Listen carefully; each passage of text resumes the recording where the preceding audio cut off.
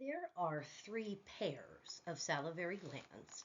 There's the parotid gland, which is the largest by far.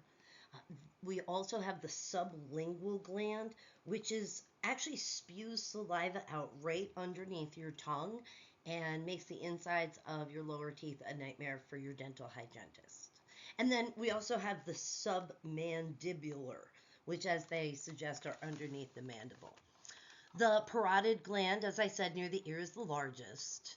And these glands, they produce saliva, which is primarily water, slightly acidic, containing some enzymes and maybe some antibodies for immune defense. Salivary glands themselves consist of two types of cells called serous cells that produce watery substances and mucus cells that produce, wait, let me think about it. Oh, mucus. As I said, saliva is primarily water, 97 to 99%.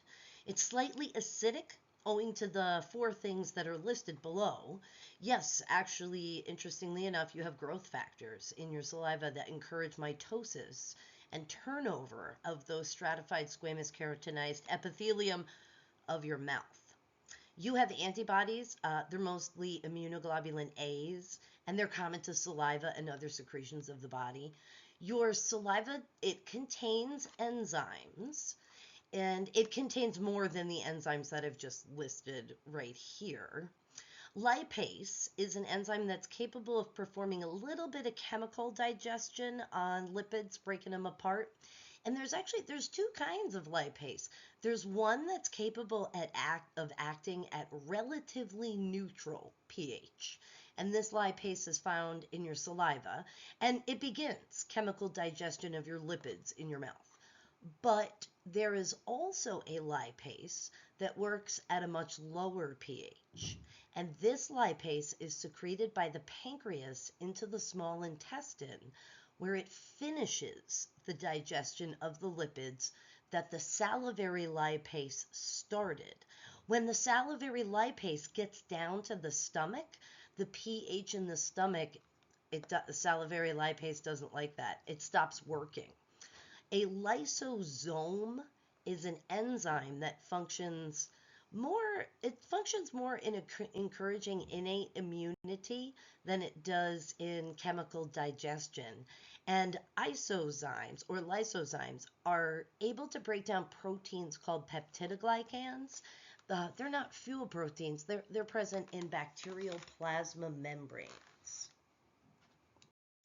The histology of the salivary glands, it's deceptively simple. It feels simple, but it's not.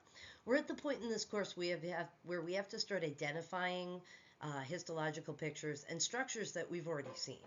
So present in this picture are many arterioles or capillaries, right? And some that I can recognize because I know that they have the tunica intima to them.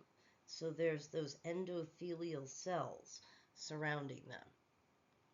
There are also ducts in this picture, and these ducts are the tubes through which the saliva is collected and distributed into the mouth. Ducts are usually lined by simple columnar cells, and we can see a whole bunch of them over here on the bottom right. There are two cell types that are specific to salivary glands. There's serous cells, which is what you really see a whole bunch of serous cells right here. These are the darkly stained cells that secrete a watery secretion.